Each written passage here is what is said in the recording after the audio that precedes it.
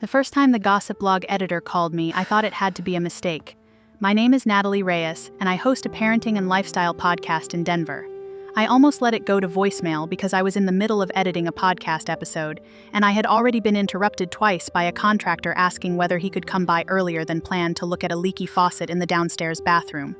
My computer was open, my notes were spread across the desk, and I was trying to cut a section where I had rambled too long about preschool nutrition without sounding like a robot. I saw an unfamiliar number from New York and nearly ignored it. I am glad I answered. The woman on the other end introduced herself as the editor of a gossip blog that I had heard of in the abstract but never read closely, because I had learned long ago that the internet is always happiest when it is tearing someone apart. Her voice was careful, not warm exactly, but professionally restrained in a way that made me sit up straighter at my desk. She said she was calling because her site had received a submission involving me and wanted comment before publishing anything. That alone made my stomach drop. I host a parenting and lifestyle podcast out of Denver, Colorado. I am not a celebrity in the obvious sense. I do not get mobbed at airports.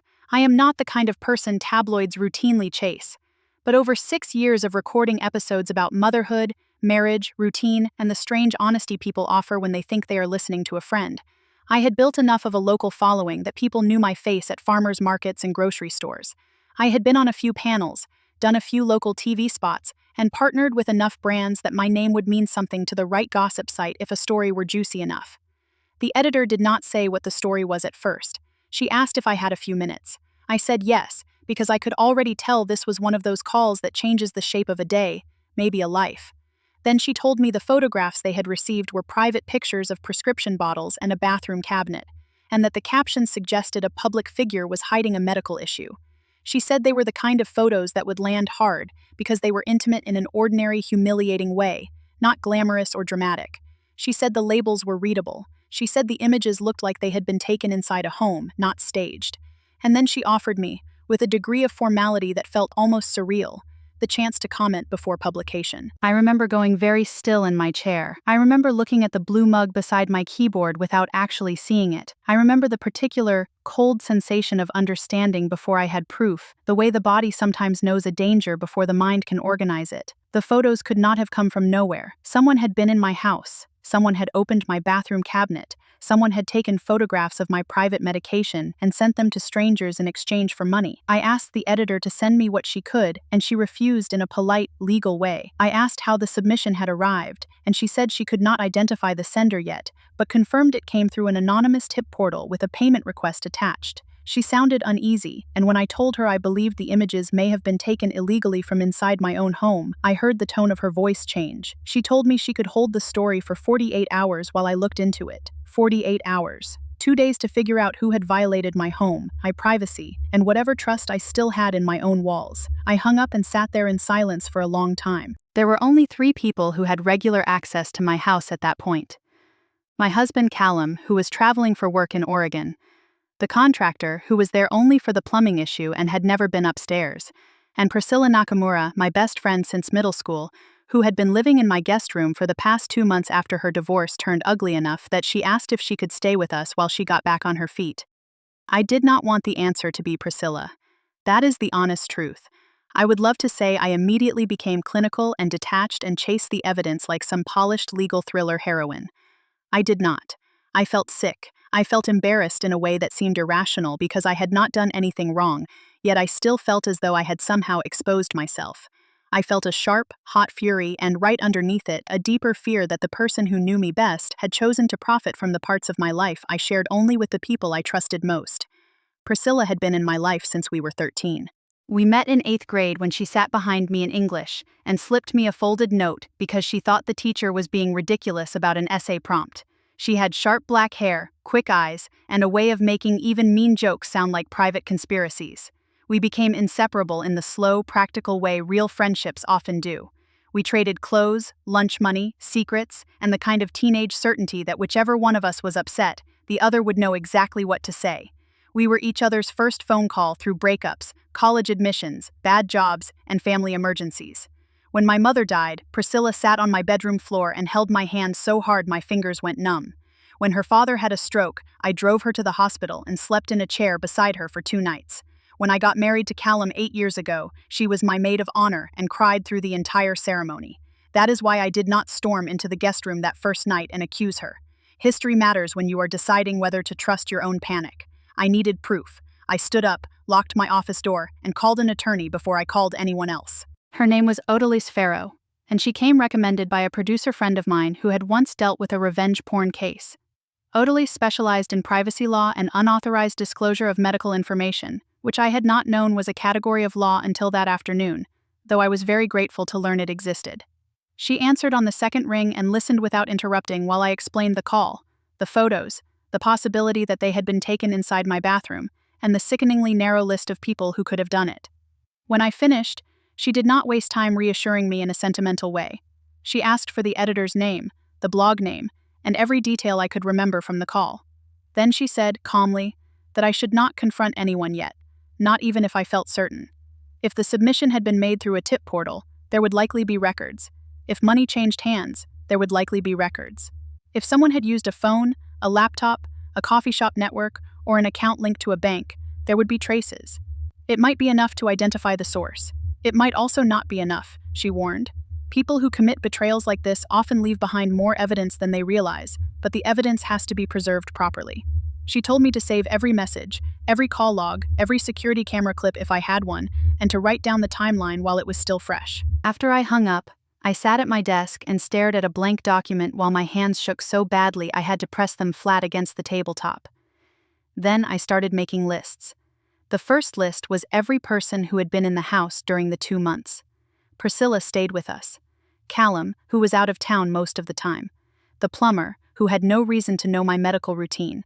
One dog walker who came while I was recording and only used the back door. Priscilla. The second list was every place I kept private things. The upstairs bathroom cabinet, the locked drawer in my office, the kitchen junk drawer, my bedside table. The photos the editor described only made sense if someone had been in the bathroom, standing very close to my medications, taking them out and arranging them for a picture. I tried to think through every recent day with Priscilla in the house. Had she ever asked where a bandage was? Had she ever gone upstairs while I was downstairs with a recording guest? Had she ever borrowed a charger from my bathroom outlet? Had she ever hovered near the medicine cabinet long enough to be looking at something other than her reflection? The horrifying answer was, yes, probably yes, and I had never had a reason to suspect any of it mattered. Priscilla had been going through her divorce for nearly a year by then. She had married a man named Eric when she was 30, and the marriage had imploded under the predictable pressure of money, resentment, and mutual disappointment. From what she told me, there had been no dramatic affair, no physical violence, nothing easy to point to and say this was the end. Just a long accumulation of bitterness, suspicious spending, and the slow realization that she and Eric had become roommates who no longer liked each other. When she asked to stay with us, I said yes almost immediately. I had room. We had a guest room with a proper bed and a dresser, and Callum and I had always talked about our house as the kind of place our friends could use during hard times. Priscilla had been there for me in worse moments. It did not even feel generous at the time. It felt like the natural extension of 20 years of friendship. She moved in with 2 suitcases, a stack of legal folders, and the brittle, exhausted energy of someone trying very hard not to fall apart in front of her friends. The first few weeks had seemed ordinary enough. She cooked dinner sometimes because she said it made her feel useful. She folded her laundry carefully. She got up early and went on long walks with a coffee from the shop 3 blocks away. She offered to help around the house. She laughed in the kitchen while I made breakfast and tried to talk about anything other than divorce attorneys. If she had been acting, I could not see it. That is the part that still makes me feel stupid when I think back on it. But the truth is that trust is not stupidity. Trust is just trust until someone uses it as an opening. I texted Priscilla that afternoon and asked if she wanted to come by for dinner the next night, saying I had missed talking to her properly because I had been buried in work. She replied with a heart emoji and said she would make my favorite lemon chicken if I was willing to let her. I watched that message for a long time. The old instinct in me wanted to call and ask directly whether she had done this. I wanted to watch her face crack open over FaceTime. I wanted the comfort of righteous anger. But Odalise was right. I needed more than a gut feeling, and if I was wrong, I would be accusing my best friend of a monstrous act based on a hunch and a bad day. So instead, I began by going back to the editor. I called and asked very carefully whether the tip submission came with metadata. She told me her legal team would need a formal request before she could discuss anything at all, but if I had counsel, they would cooperate through the proper channels. That was all I needed. Odalise sent a cease and desist the same evening, along with a preservation letter demanding that the blog retain every server log, payment record, message, and internal note connected to the submission. She copied them so thoroughly that, as she later told me, it would have been difficult for anyone to argue they had not been warned. The next 2 days passed in a state of strange, rigid concentration. I went through the motions of normal life because I did not know how else to exist, while my entire private world was narrowing down to a betrayal I had not yet named out loud. I recorded a podcast episode about bedtime routines and toddler tantrums. I answered emails. I went to the grocery store. I smiled at a neighbor and asked about her tomato plants. Inside, everything felt suspended. Callum was still out of town, and I had not told him yet because I wanted to wait until I knew more. I knew that sounded cold, but I also knew what Callum would feel if he heard even a fraction of this and jumped to conclusions. He loved Priscilla too, in the uncomplicated way spouses often love their partner's oldest friends. I did not want him carrying my suspicion before I had proof. On the second afternoon, Odalis called back. The blog had produced their records.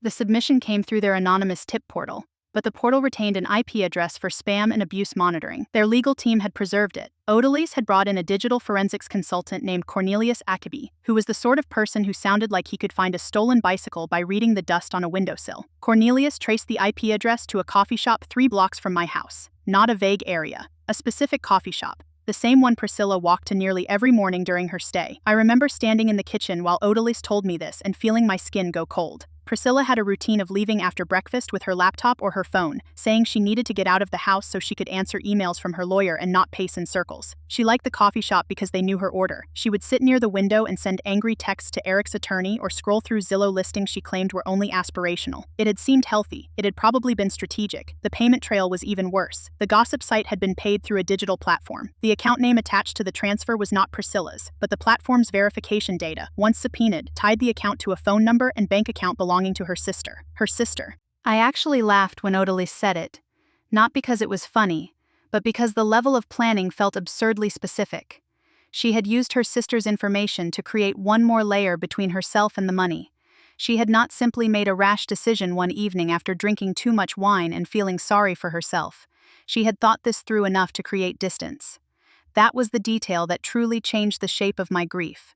If she had been reckless, I could have told myself she made a terrible, isolated mistake while panicking under pressure. But she had hidden herself. She had chosen the route most likely to survive scrutiny. And she had done it for $1,200. The amount made me physically angry. $1,200 was not enough to cover even part of the damage it could do. It was not enough to pay for dignity. It was not enough to explain away the violation of my privacy or the panic I had felt imagining strangers reading captions about my medical life. It was barely a utility bill, a weekend trip, a nice pair of shoes. It was an insultingly small price for turning on a friend. Odalis did not stop there. She kept digging because I wanted to know why.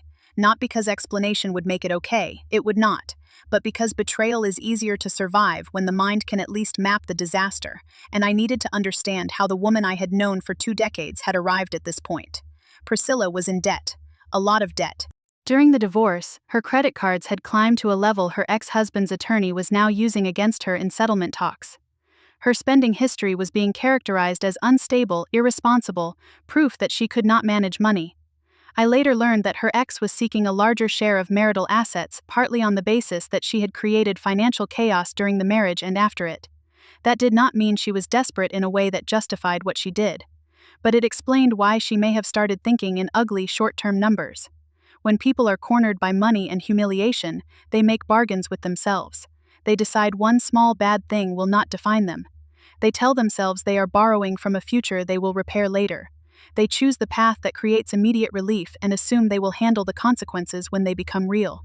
Sometimes that path looks small from the outside and enormous from the inside. I understood the logic. I hated that I understood it. For a few hours after hearing about the debt, I considered whether I should just call Priscilla directly and force the truth out of her. But anger is not the same as strategy, and I had already come too far to let emotions steer. Odalis advised waiting until we had the full trail and then confronting her in a controlled setting, ideally somewhere private, and with the ability to document her response. So I did not say anything when Priscilla came down for breakfast the next morning. She was in one of my old sweaters, hair tied up, already on her second cup of coffee. She talked about the weather and a text from her lawyer and how she had slept terribly because she kept dreaming about court dates. She asked whether I wanted to try the new cinnamon bread from the bakery down the street. I watched her stir cream into her coffee and felt a pulse in my throat so strong I had to focus on my breathing. The old version of me, the one who had known her since middle school, wanted to believe there was still a mistake somewhere in the chain. Maybe she had somehow been used. Maybe her sister's account had been hacked. Maybe the coffee shop IP was a coincidence. The practical version of me knew that coincidences rarely stack that neatly. I told her I was busy all afternoon and asked if we could talk later. She smiled and said of course. I spent the next 6 hours preparing. Odalise sent me the documents we would need for confrontation: the IP trace summary, the coffee shop location, the payment records, and a draft explanation of the legal claims we would be bringing. Cornelius put together a cleaner timeline than I thought possible, mapping the submission time to the morning. Priscilla had left the house with her laptop and returned 27 minutes later carrying 2 iced coffees, one of which she had handed me while pretending to have just stopped for a drink. That detail made me nauseous. I kept thinking about all the mundane things she had done while hiding this from me. The way she had asked whether I wanted a breakfast burrito. The way she had complained about her ex. The way she had listened to me rant about audience metrics and brand contracts. She had been sitting at my kitchen counter, smiling, while arranging for strangers to photograph my private life into a headline. By late afternoon, I had talked myself into a state of icy calm. I asked her to sit with me in the kitchen after dinner. Callum was still away, which meant it was just the 2 of us in the house, a detail that somehow made the air feel sharper. I had set my laptop on the table with the documents open. Priscilla saw the expression on my face and asked what was wrong. I told her I had received a call from a gossip blog about photos from my bathroom cabinet. The color drained from her face so quickly it was almost theatrical. She said, "What?" I said it again, more slowly. A gossip blog. Photos. My prescription bottles. A submission. A payment. And then I looked her in the eye and said, "I want you to tell me right now how a stranger got images from inside my house." For a second she looked genuinely confused. Or maybe she was trying to act confused. I do not know which is worse.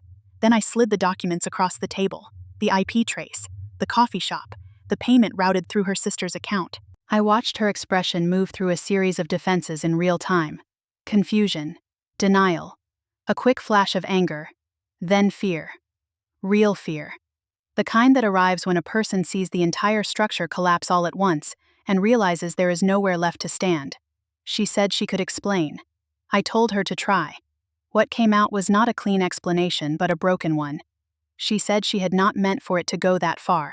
She said she had been desperate. She said the divorce had made her feel invisible and stupid and trapped. She said she had started believing that I had built a life with all the things she had lost. Stability, a husband who loved me, a career people cared about, a house that felt calm instead of hostile. She said watching me record episodes about routines and motherhood and balance had made her feel like my life was effortless when hers was falling apart. She said she knew it was wrong. She said she had convinced herself it was just information. She said she had found the photos while helping me clean the guest bathroom one afternoon after I had mentioned I was behind on chores, and she had seen the medication labels and thought no one would care if they were used to make an easy story. I remember interrupting her there. I asked, very quietly, whether she had really just described opening my bathroom cabinet and taking pictures of my prescription bottles while I was downstairs making lunch. She did not answer immediately. That silence told me everything. I do not think I have ever felt my heart break and harden at the same time before or since. There was no explosion, no shouting, no dramatic scene. I think she expected one. Her face kept flickering toward mine, waiting for me to throw a glass or accuse her of ruining my life in a voice loud enough to justify her own. But the room had gone strangely clear. I felt detached from the person across from me because I was suddenly seeing her as she really was in that moment. Not my oldest friend, not the girl who had held my hair back in college, but a woman who had sold my privacy and then dressed it up as necessity. I asked her whether she had used her sister's account on purpose. She said yes. I asked her whether she had thought I would never find out. She looked away and said she had hoped. That was the closest thing to honesty in the whole conversation. I told her to pack a bag and leave that night.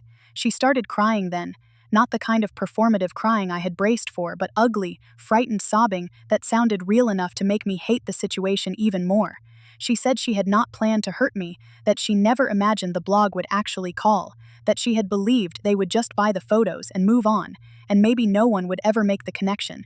I said that was exactly the problem. She had not needed certainty that the harm would be limited. She had only needed enough distance from her own conscience to do it anyway. I did not yell. That may sound controlled to the point of inhumanity, but honestly, I think if I had yelled, I might have lost control of the only thing I still had left, the facts. I wanted my memory of that confrontation to be clean. I wanted to remember what she said. I wanted to remember that she admitted enough to remove all doubt. I told her that Odalis would be filing suit for invasion of privacy and unauthorized disclosure of private health information. I told her I would be sending a written summary of the confrontation. I told her the friendship was over, not as a threat, but as a statement of fact. Then I went upstairs and locked myself in my bedroom while she packed. She was gone within an hour. The guest room looked wrong after she left, as though a room had been holding its breath for 2 months and finally exhaled. A sweater she had forgotten hung over the chair. One of her earrings was on the nightstand. Her smell, a mix of perfume and laundry detergent and the coffee shop she loved, lingered in the sheets. I called Callum after she left and told him everything.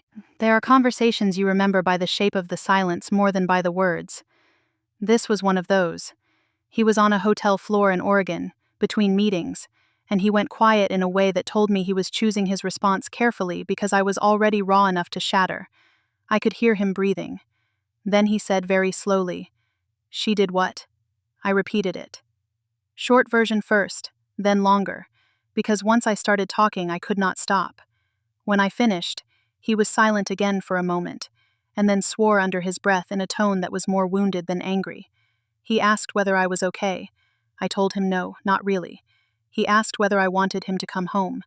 I said yes. He changed his flight before we hung up. He arrived the next evening a day earlier than planned, dropped his bag inside the front door, and held me for so long that I stopped trying not to cry. He did not say anything grand. He did not tell me everything would be fine because that would have been dishonest.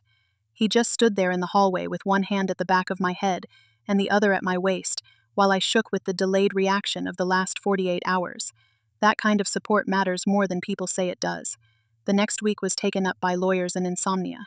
Odalis filed the civil suit within a month, but the first formal steps came immediately. She drafted claims for invasion of privacy, unauthorized disclosure of private health information under Colorado law, and intentional infliction of emotional distress.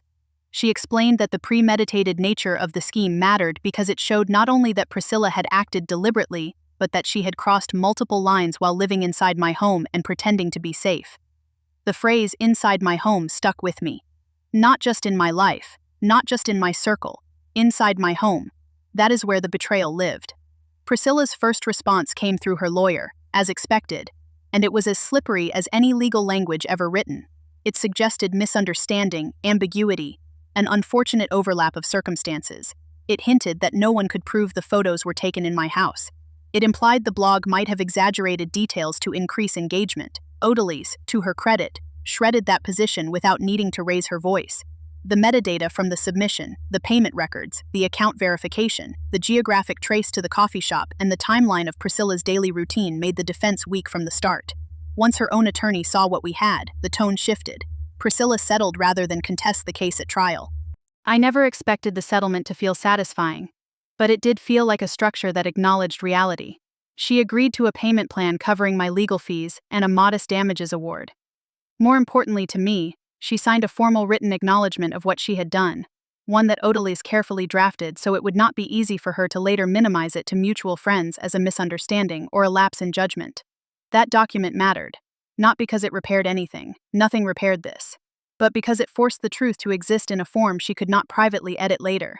The gossip blog, once they had the full picture and understood they were looking at unauthorized access and potential liability, agreed not to publish the story. I did not mistake that for nobility. They were protecting themselves as much as they were protecting me. Gossip sites do not usually survive by having moral awakenings, but I was still grateful. The idea of strangers reading a caption about my medical life and deciding they had earned the right to speculate about my body made my skin crawl. If the story had run, I knew I would have spent months, maybe years, dealing with the echo of it. I never found out whether another outlet had been offered the same photos. That uncertainty lingered. For months afterward, I searched my own name online more often than I would like to admit. Every search felt like a small act of dread disguised as vigilance. I would open my browser and type my name, then close it again when nothing appeared, then do it again the next day, because the fear that something could surface later was hard to reason with. Nothing ever did. No article, No leaked repost, no blurry screenshot making its way through forums, no anonymous threads speculating about my health. Maybe the blog had never shopped it around. Maybe they had, and no one wanted to touch it. Maybe I was simply lucky. I do not know. What I do know is that the silence after all that panic felt almost strange. There is a particular exhaustion that comes from bracing for the worst every day, and then finding, eventually, that the worst has not returned. It does not erase what happened, it just leaves you with the aftermath. My mutual friend group fractured in the way friend groups do when they are forced to choose what kind of loyalty they believe in. Some people sided with me immediately. A few told me, in that awkward, careful tone people use when they are trying not to imply they saw it coming, that they had always felt Priscilla carried a competitive edge around my work. They said she used to ask questions about downloads and sponsorships that seemed more pointed than supportive. They mentioned comments I had brushed off because they sounded like old friends teasing. I began to remember them differently. Others tried to remain neutral. They urged compassion for Priscilla because of the divorce, the debt, the humiliation, and the fear. They said people do desperate things when they feel backed into corners. They asked whether I could imagine how much pressure she must have been under. I could imagine it. I just refused to confuse imagination with forgiveness. When I told one friend that financial desperation explained a choice without excusing it, she went quiet and never really resumed the relationship in the same way. That hurt more than I expected, though not enough to make me question the boundary itself. There is always a cost to refusing convenient ambiguity. I accepted it. Odalis, after the case settled, told me she had handled a handful of similar matters and that betrayals committed by someone living in the victim's home were among the hardest to survive emotionally even when they were straightforward legally. She said the intimacy of the setting made the violation feel bigger than the act itself. It was not only that someone had accessed private information, it was that the person had done it from within the place that was supposed to mean safety. I think about that often. If Priscilla had been a stranger, the case would have been simpler in some ways and harder in others. I would not have had the same emotional devastation, but I also would not have had the years of history to untangle from the facts. Because she was my oldest friend, I kept wanting to reinterpret the evidence as though loyalty itself could be a defense. It could not. The betrayal was not just about photographs, it was about proximity. She had eaten breakfast at my table. She had folded laundry in my guest room. She had helped herself to fruit from my fridge and coffee from my kitchen, while secretly using the access I gave her to pry open the most private parts of my life. There is a kind of rage that comes from realizing the danger did not slip in through a broken window. It came through the front door because I held it open. After Priscilla left, I moved my medications into a locked cabinet. At first, it felt almost absurd. The photos had already been taken. The story had been stopped. No one else in the house was going to repeat the offense. But I could not stand looking at the open bathroom cabinet and pretending the lesson had not changed me. The locked cabinet became a ritual. It was a practical thing, yes, but it was also a boundary made visible. I changed a few other things too. I tightened privacy settings on my social accounts. I stopped mentioning travel dates until after I returned. I was more careful about what I left in the guest room when anyone stayed over. I changed passwords on shared accounts. I had the backdoor code updated. Some of this was common sense I should have had before. Some of it was just the natural rearrangement of a woman who now understood that trust is not an all-or-nothing condition. It can be generous and still need structure. The story did not make me stop talking publicly about my life. I worried for a while that it might. That was maybe the cruelest part of the whole thing. Not that my privacy had been violated, though that was terrible, but that my instinct after the violation was to become smaller. I caught myself editing stories more tightly, skipping over details that used to feel easy, worrying whether any candid mention of medication or fatigue or stress would now feel dangerous. But I did not want Priscilla to take that from me too. My podcast had always been built on a kind of controlled openness. I did not tell my audience everything. I was never reckless about my family or my child, but I talked honestly about the mess of life because people can tell when a host is pretending not to have one. I did not want to turn into someone armored by fear. So I kept recording. I kept speaking. What changed was that I chose my words with more intention. If I mentioned health, it was because I wanted to. If I spoke about stress, it was on my terms. If I referenced the hard parts of marriage, work, motherhood, or aging, it came from me, not from a caption written by someone who had no right to my story. That distinction mattered more than I expected. It reminded me that privacy is not the same thing as silence. People think privacy means hiding. For me, after this, it meant ownership. It meant deciding what belonged in the world and when. It meant understanding that the fact of living openly does not erase your right to keep some things closed. It meant that I could still be warm, candid, and visible without handing my life to anyone who wanted to monetize it. I did not speak to Priscilla after she moved out. There were attempts, of course. A text that said she hoped time would allow us to heal. Another that said she understood if I never wanted to see her again. A message from her months later asking whether I would consider talking in person because she had so much remorse and wanted to explain herself better. I did not answer. Not because I was afraid of what she might say, but because I had already heard enough to know the essential truth. Remorse is not repair. Explanation is not restitution. Even if she believed she was drowning, even if she felt humiliated, even if she thought the $1,200 would save her from the worst of the divorce fallout, she still chose to turn my private life into merchandise. There are things a friendship cannot survive. This was one of them. I think the hardest part was mourning the version of our friendship I had believed in for 20 years. It is tempting, after betrayal, to pretend the whole relationship was false. That is cleaner. But I do not think it was. I think she had loved me in some real way for most of our lives. I think she had also carried envy, resentment, and self-pity long enough that when her world got narrow, she chose the ugliest available path out of it. Those things can coexist. That is what makes betrayal so complicated. It is not always a fake friendship. Sometimes it is a real one that a person ruins deliberately. I still have moments when I remember something small and harmless from years ago and feel a fresh sting. A note she passed me in algebra. The way she laughed at my wedding when Callum stepped on the hem of her dress during a dance. The time she sat beside me in a hospital waiting room and shared her orange soda because I had forgotten to eat. The memory does not become less true because of what came later. That is the strangest grief of all. You do not just lose the person, you lose the meaning of 1,000 ordinary moments you thought were safe. In the months that followed, I got quieter with some people and more honest with others. I became less interested in proving that I was fine. I was not fine. I was functional, which is not the same thing. I was angry, then tired, then angry again. I slept badly. I checked locks. I jumped when I heard my name on the phone. I also laughed with my husband, cooked dinner, recorded episodes, took my kid to school, and tried to move through the world without letting this betrayal colonize everything. Eventually, it stopped feeling like the center of my life and started feeling like one brutal chapter. Not a small chapter, not one I would ever forget, but a chapter. Callum was patient through all of it in a way that taught me something about love that I did not fully appreciate before. He never tried to fix the story into something more comforting. He never told me to forgive if I did not mean it. He never suggested I should be grateful the blog had not published. He just stayed steady, listened when I wanted to talk, and did not pretend my anger was inconvenient. One night, long after the case was over, I found him in the kitchen after everyone else had gone to bed. I asked him if he thought I had been naive.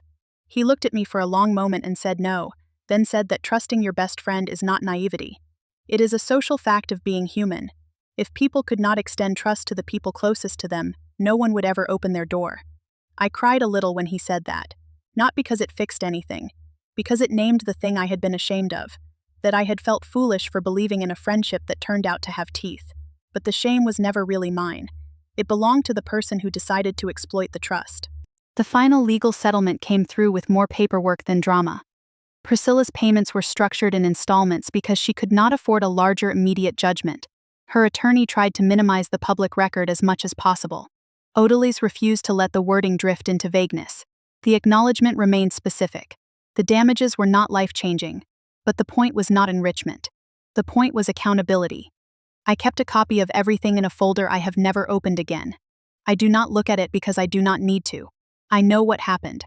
I know that my oldest friend sold private pictures from inside my house for $1,200. I know that she used her sister's account. I know that she had taken the photos while I trusted her enough to sleep down the hall. I know that the blog's editor, for all the ugliness of her industry, was decent enough to call before publishing. I know that a coffee shop 3 blocks from my house became the paper trail that helped expose the lie. I know that my husband came home early and held me while I shook. I know that my life did not end, though it did alter in a way I will always remember. If there is a lesson buried in all of this, it is not that you should never trust anyone. That would be too blunt and too cowardly and not actually true. The lesson is that trust needs boundaries, even with people you love. The lesson is that private does not mean secret, but it does mean protected. The lesson is that someone can know your history, your habits, your routines, and still choose to hurt you if you make the mistake of believing familiarity alone is a shield. And the lesson, maybe the hardest one, is that people who betray you rarely arrive looking like betrayal. They arrive looking like breakfast in your kitchen. They arrive looking like a best friend on the guest room bed saying she is grateful for your help. They arrive looking like someone who has known you since you were 13. They arrive looking like home. I still host my podcast. I still talk openly, when it suits me and when it is mine to tell, about the realities of my life. I still believe in honesty. I still believe in friendship. I still believe that most people are better than the worst thing they might ever be accused of. But I also believe in locked cabinets now. I believe in checking the mail before I mention a trip. I believe in reading the room when someone asks too many questions about your schedule. Most of all, I believe that the right to tell your own story matters. That was what Priscilla tried to steal from me. Not just my privacy, my authorship. She wanted strangers to read a version of my life she had edited for money, to see a caption before they ever heard my voice, to let a headline speak for me. She wanted to make me a subject instead of a person. She failed. And that, more than the money or the lawsuit or the legal victory, is what I hold on to when I think about it now. She did not get to define me. I did, and I still do.